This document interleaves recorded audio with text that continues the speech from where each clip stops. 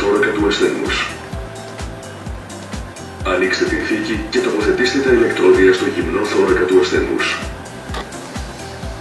Τοποθετήστε τα ηλεκτρόδια όπως επισημαίνεται στην εικόνα. Ανοίξτε την θήκη και τοποθετήστε τα ηλεκτρόδια στο γυμνοθώρακα του ασθενούς. Τοποθετήστε τα ηλεκτρόδια όπως επισημαίνεται στην εικόνα. Ανοίξτε την θήκη και τοποθετήστε τα ηλεκτρόδια στο γυμνοθώρακα του ασθενούς. Τοποθετήστε τα ηλεκτρόδια όπως επισημαίνεται στην εικόνα. Ανοίξτε την θήκη και τοποθετήστε τα ηλεκτρόδια στο γυμνοθώρακα του ασθενούς.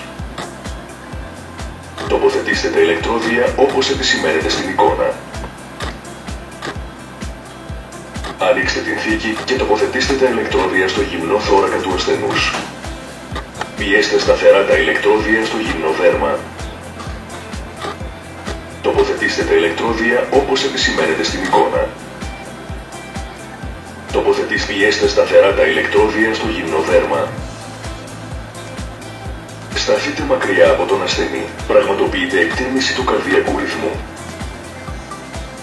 Σταθείτε μακριά από τον ασθενή. Πραγματοποιείτε εκτίμηση του καρδιακού ρυθμού. Συνιστάτε σοκ. Σταθείτε μακριά από τον ασθενή. Πατήστε το κουμπί σοκ που αναβοσβήνει. Πατήστε το κουμπί σοκ τώρα. Πραγματοποιήθηκε σοκ. Ξεκινήστε κάρπα.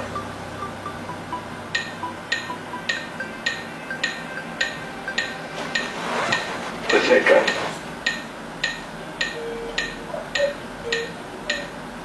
20.